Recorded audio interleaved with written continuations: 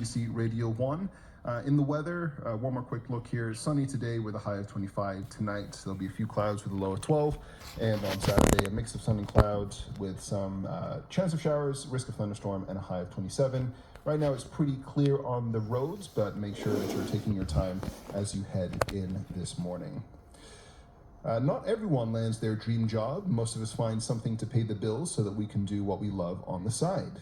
Sean Antley knows the story, and he's been playing at photography for about 25 years, but it's just gotten more serious with his first solo show.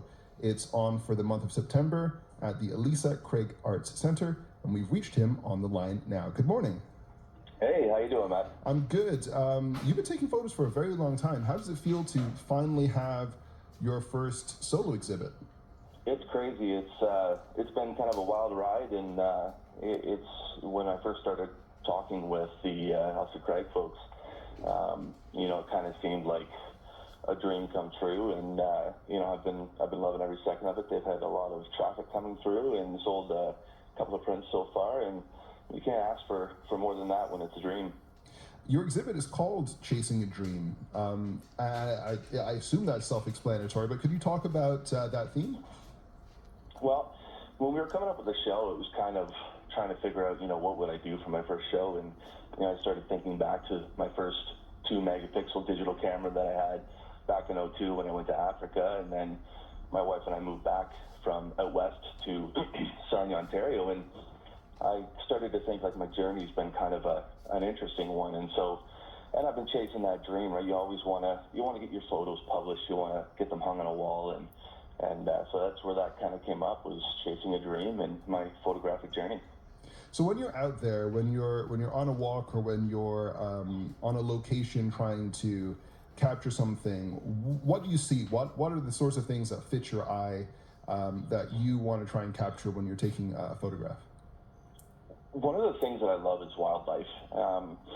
You see, there's an example. One of the photos hanging at the Elsa Craig show is one of a bull moose, and the story of that too long for this segment, but it's an amazing thing when you're out 18 kilometers into the backcountry on a canoe, and you can look eye to eye with something from nature and just feel that connection, or feel that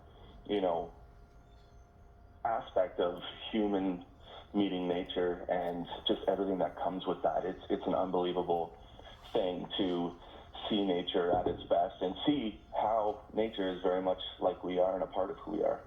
And people don't really fully appreciate how much dedication and patience goes into getting a good wildlife shot. Like the stuff that you might see in National Geographic, it seems obvious at the time, but there's a lot of behind the scenes waiting that just has to take place. Yep. I always tell the story, even this past winter, I have a full camo outfit head to toe, and I was in a ditch getting soaked, and there's these birds called snow buntings, and I was in a ditch on the edge of a farmer's field laying with my camera for about 3 hours trying to get the shot of a snow bunting, and that's just one of them. I mean, there's lots of times you get out 4 o'clock in the morning and you're sitting in a blind or waiting around for 6-7 hours for something that you've gone out for, and you don't see it, and you got to keep going back, and it's taught me a lot of patience. That's one of the things that I talk about a lot is with photography. I sometimes say, like, without my parents' prayers, without photography and without music, I'm not sure I'd be here talking.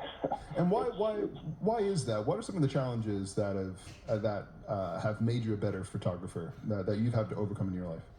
I'm an open book, and a lot of people think it's crazy that I talk about this stuff, but I was sexually abused as a kid. I was bullied. I went through a period where I had ADD. I was on 3 Ritalin pills a day. I went through hell. I mean, I was stabbed in the face. I was held at gunpoint. I mean, I've had a book worth of things that have happened, and photography it doesn't matter what's going on in my life. As soon as I grab that camera and I get out of the truck and I'm on a local path in a park, or on an expedition with my buddy Tim Deason, another photographer, you just forget everything that's going on, and the peace and the tranquility that comes when you're in nature. Because when you're walking around, you got to be quiet. You got to be you're left with your thoughts, and and how to just kind of process things, and it gives you that time to just stop and pause, and it saved my life. Yeah. So you've got this exhibit now. You started off very basic, and now your photographs are on display for people to see. What advice would you have for other amateur photographers? You know, we walk around and we take photos, but who might be listening and are also trying to chase that dream? The biggest advice that I give anybody is it's not about the gear. You can have, like you said, right, from an iPhone to a professional camera setup like I have. Two things that have got me to where I am. Just getting out there, using the gear that I've got, making it work, being dedicated and passionate, and surrounding yourself with really amazing people. I mentioned my buddy Tim. I've got connections as Stephen and Angela, the gallery printers, and a gal that I use for framing, Corinne at Artopia here in Sarnia. It's good people that support you and look at your dream and want to push you towards your dream. That's the biggest thing, is, and other photographers, right? Like, don't be afraid to ask, seek out help, ask questions. I'm always saying to people, because I'm nobody special, and I'm always, there's two guys, Tony and Andy on Instagram, met them on there, and I'm always sending them messages, hey, how do you do that? What are your settings for that? And the community, for the most part, is just a welcoming community that just, hey man, let's teach each other and help each other out. Absolutely. Very inspirational. Sean, thank you so much for sharing your story with us. Amazing, thank you. That's Sean Ansell. His photo exhibit, Chasing a Dream, My Journey Through Photography, is on until the end of September at the Ailsa Craig Arts Centre.